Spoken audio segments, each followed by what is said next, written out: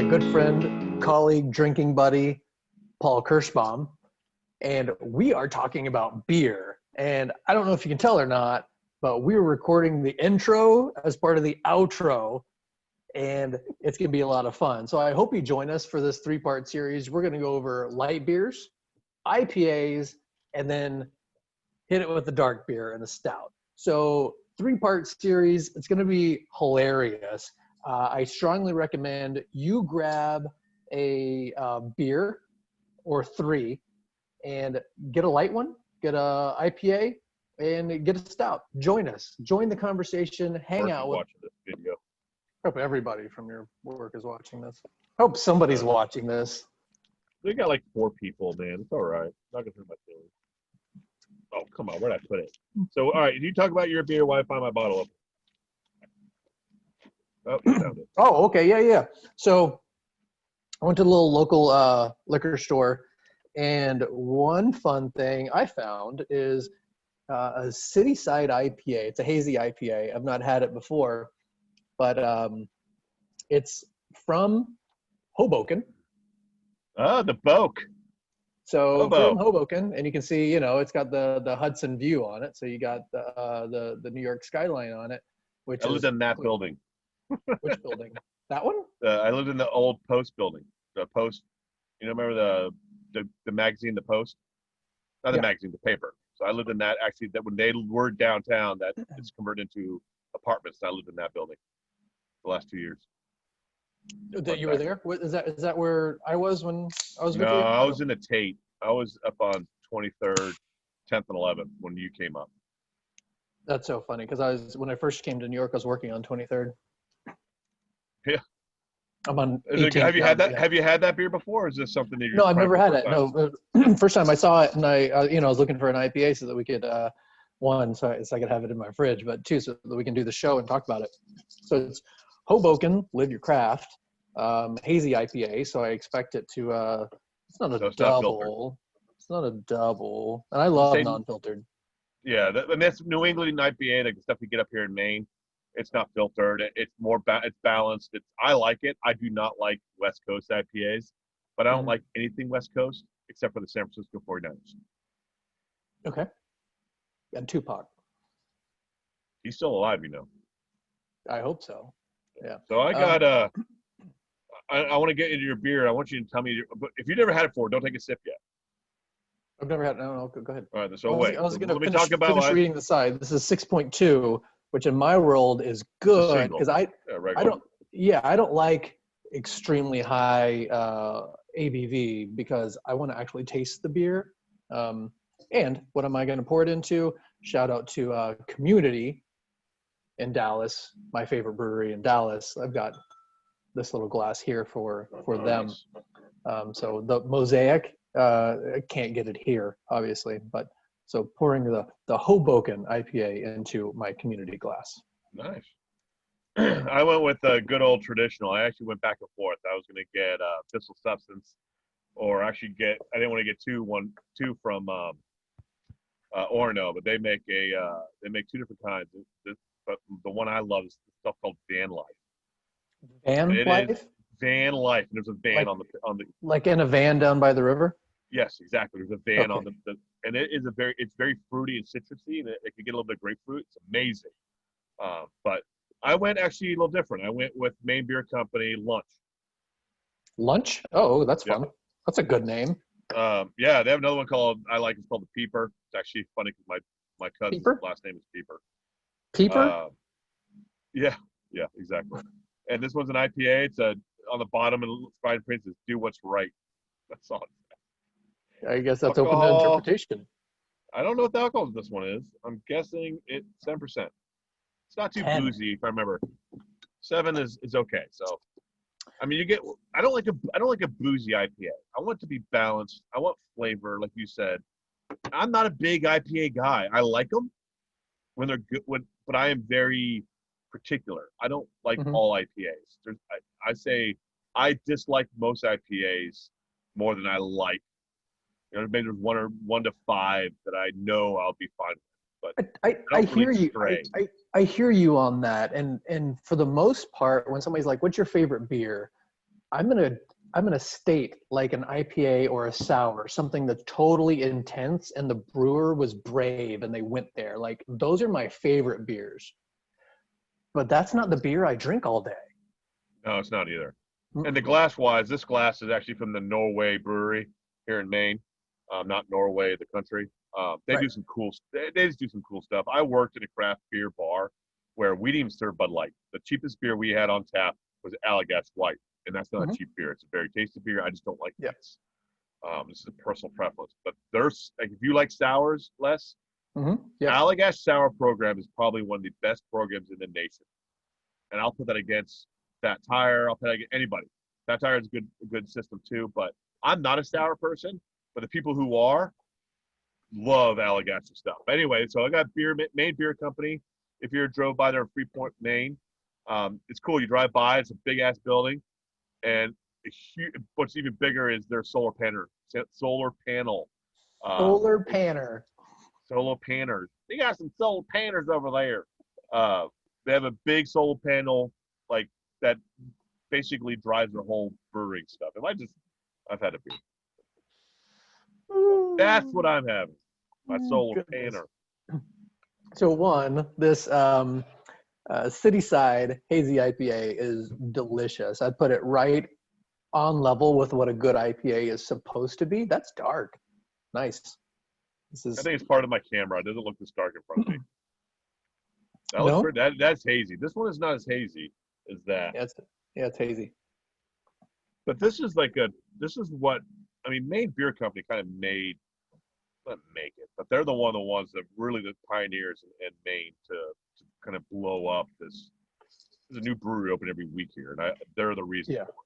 They're just So they're that reminds phenomenal. me of Austin 10 years ago. Is new brewery, new brewery, new brewery, and it got to a point, and it was one of my favorite things about Austin is that you got to know the different breweries and everything popping up and the brewers showing up and being involved with the brew because I was working downtown and just getting involved with what's going on. So your servers had inside information, and it wasn't just a written page that they had, but your servers No, could know the brewers, know what was going on. And when they started recommending food pairings, they could say that these guys over at this brewery recommend this because this and this and this. And it was because the brewer had come out and talked to them. It was such a fun time in Austin seeing these breweries pop up.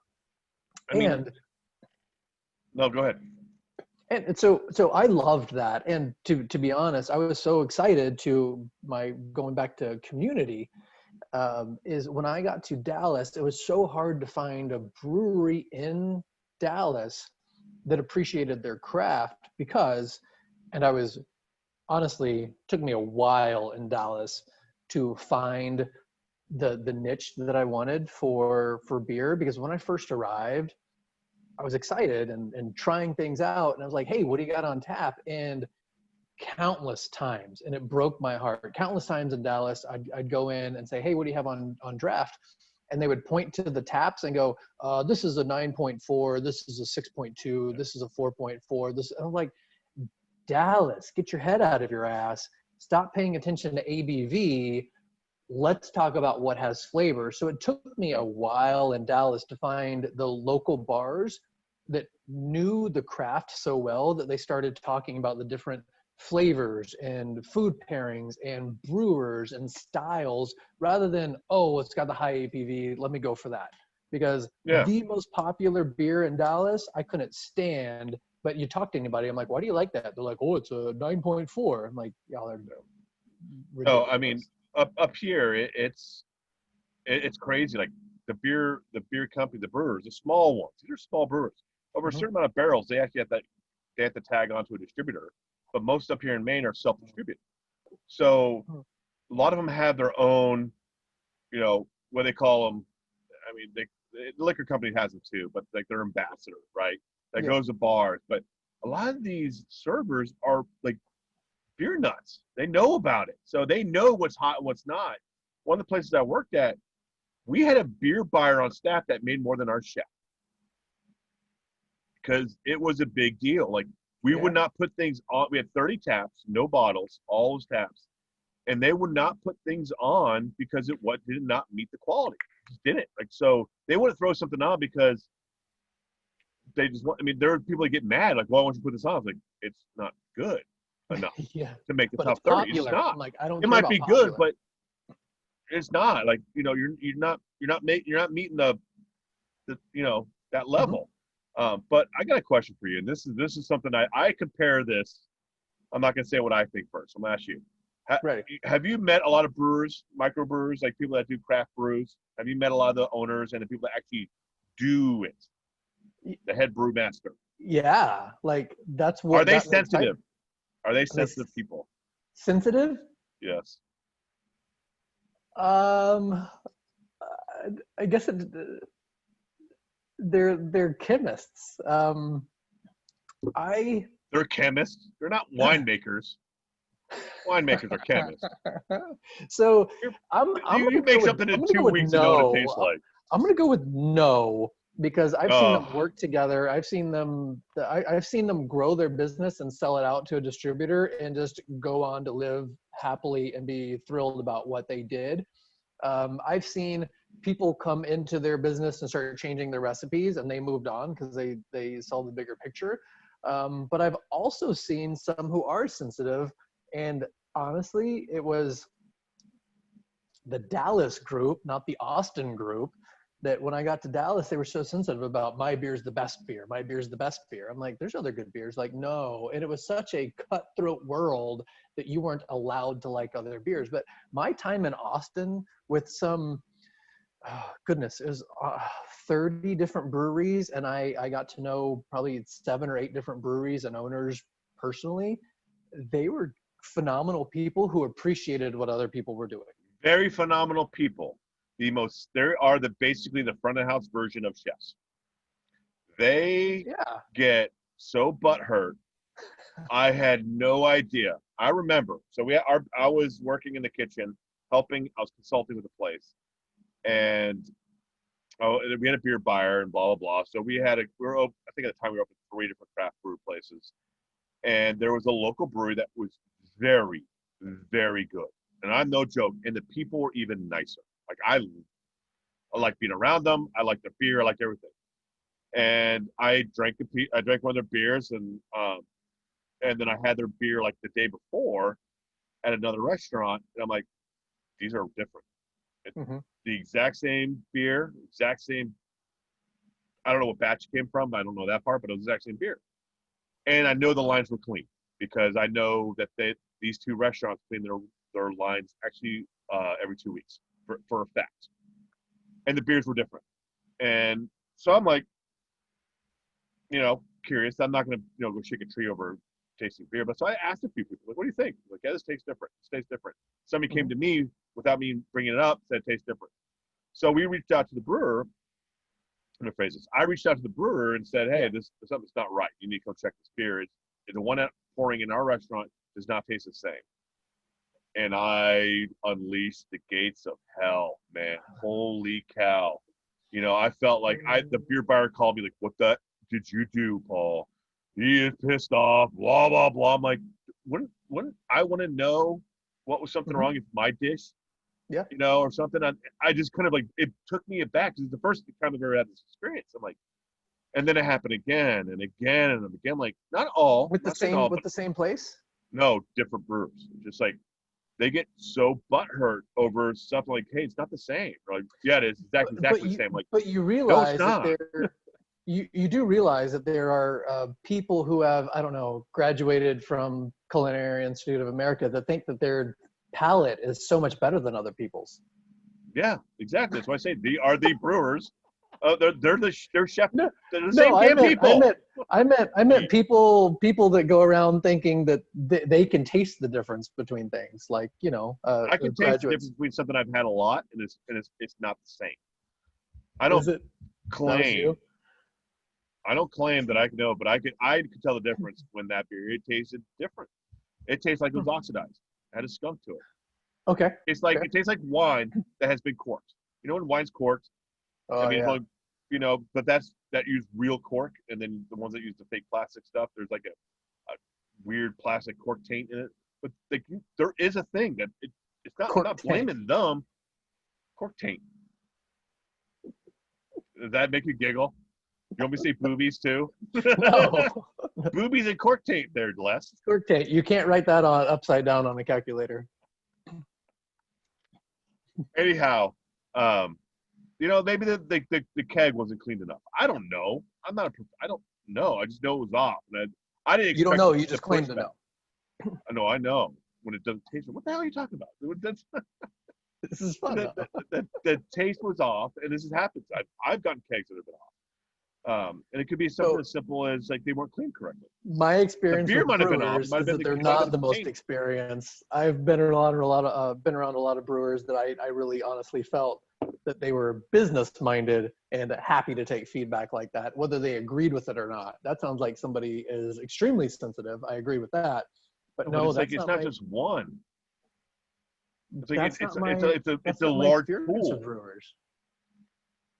Maybe it's just Texas. Everybody's nicer. That's where I was. I don't know any brewers here. Well, you're in New York, so. Yeah, I don't. Are there any brewers here? Yeah, but it doesn't make sense. I mean, they don't make that much money. They can't like brew in the middle of Manhattan. I mean, they do in the restaurants, but they're not that good.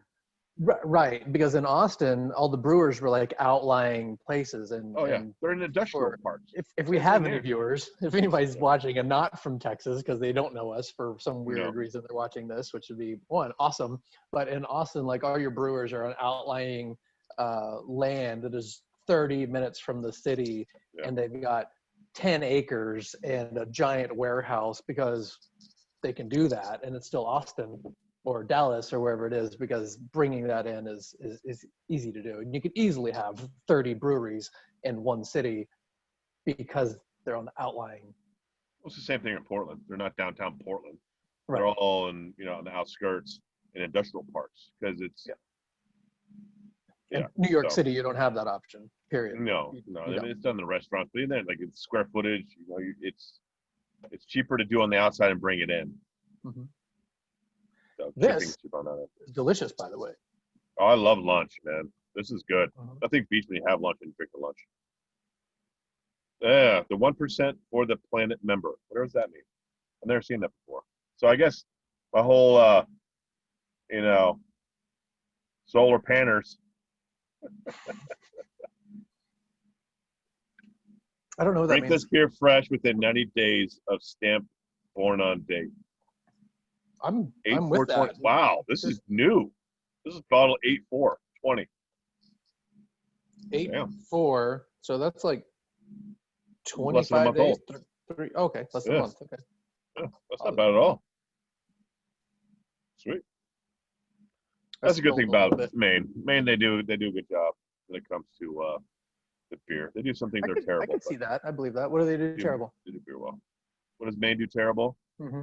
Chicken wings. Pizza. You're a chicken wing snob, though. But okay, pizza. I'm not a pizza snob. Pizza. Oh man, it is horrid. Not even like that. That's the nicest thing I can say about it. Horrid.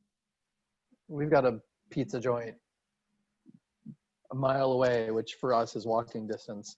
That is phenomenal. And every time I go there, my jaw hurts from eating the pizza, and it's fantastic. Before I moved here, I didn't know if I was New York style or Chicago style. And although I will say I love Chicago style pizza, in the world of, no, you have to pick one, I'm going to pick New York style all day long on pizza. Chicago style pizza, all it is open faced lasagna.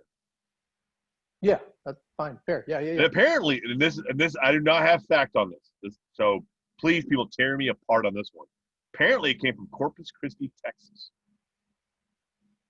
Not from Chicago. Corpus Christi is a dump, and I say that. I know, kind of like Hoboken. I'm gonna get some hate mail for this one. Sorry, I live in New York City, guys. From me. One time I went to Jersey, somebody paid me to. Or when you dragged me over there for an event that you didn't tell me that I was helping you. They paid me to. Like, remember back then, they paid me to? I got no money for that. Hey, we gave you a glass full of vodka. That's payment. That's like that New York money. That's like $35 right there.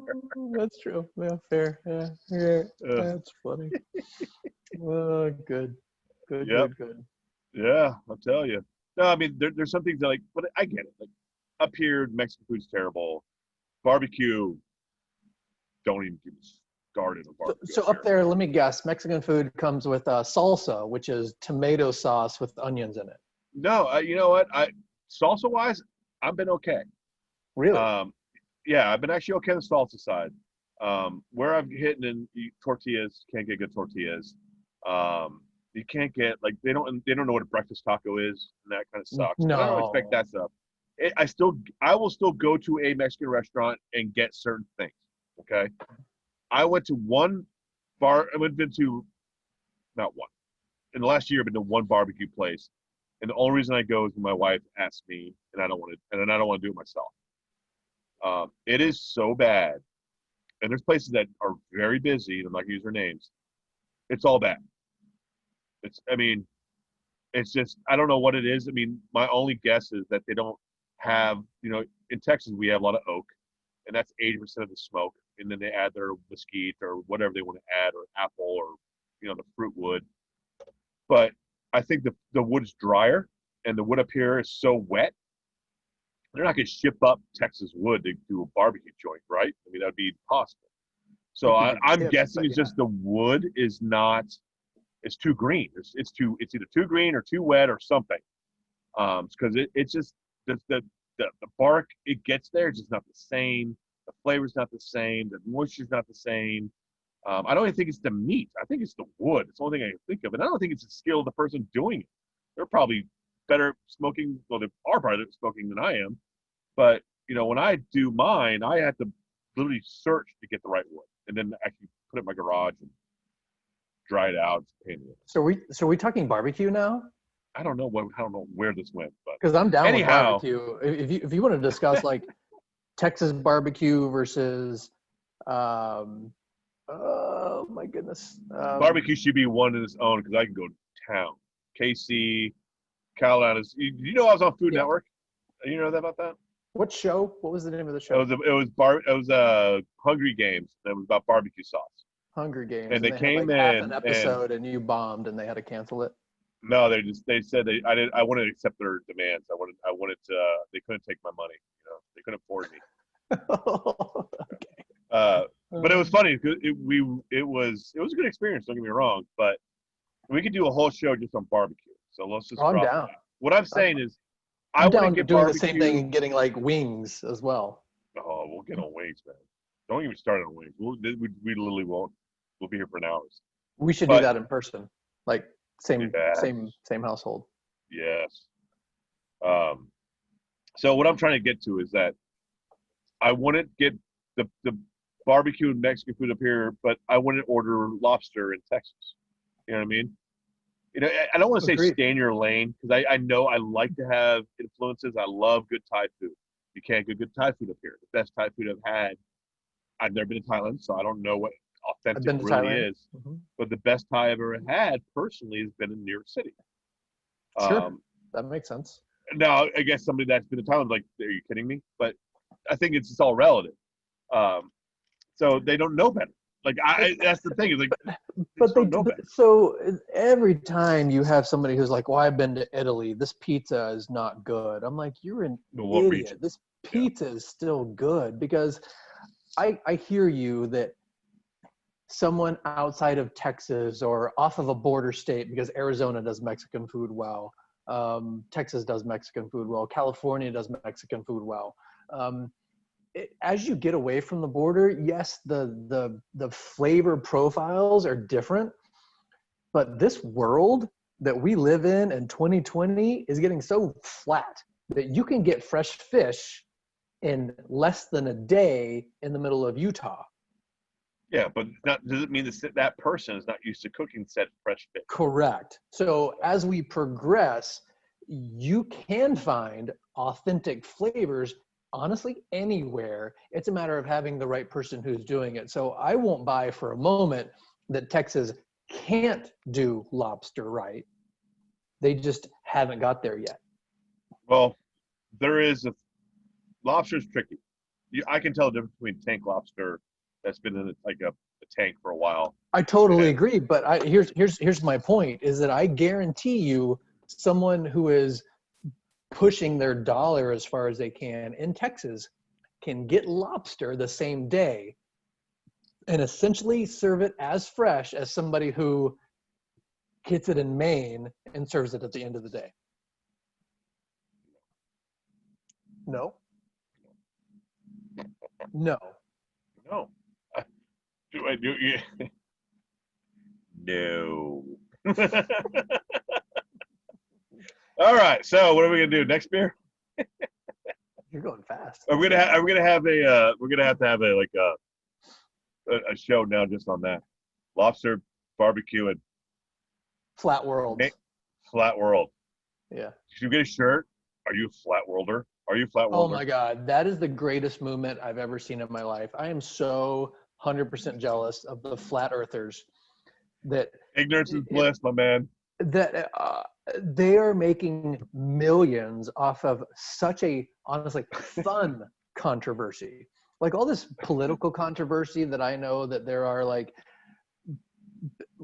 extreme left wing, extreme right wing that are making money off the minds of people who just buy their bullshit. Like that's rude, like to mess with people in their lives. But someone like the flat earthers who have come up with this completely absurd consideration and have people following them, it's not hurting anybody, and they're making millions because they go on talk shows and someone's like, so you really think the earth is flat? And they go, yes. Yeah. I'm so jealous. Well, I mean, they are hurting people. They are hurting people less. The ships that fall off when they're trying to go around. Right. Yeah. So yeah, people are dying. I'm so jealous of that, because if I would have started this whole flat earth movement and I was making millions building rockets to prove it right or wrong, 100% every time, friend or foe or interviewer or whatever asked me, do you really believe this? Yes. Absolutely. I 100% believe it. All day long.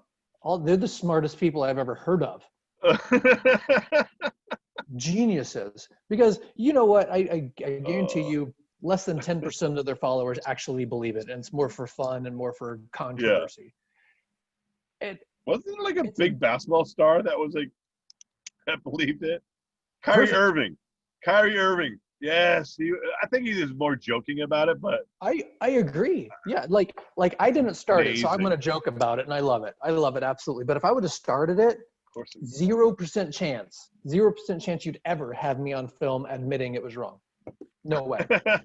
I'd go to Thanksgiving dinner, bug the room. People like, all right, nobody's listening. Tell me you know that. I'd be like, no, it's flat. Yeah. What? Like, I got one for you. I'd be committed. I got one for you then. Lie. What is something that you believe in that the mainstream does not? Ooh, all right. Let's not get too political. No, not political at all. I'm gonna tell you. I'm gonna throw down some facts on this one, and I think you know this because you know me, but you ready? I don't know if you're gonna know mine. Are we finish this one and go to the next one?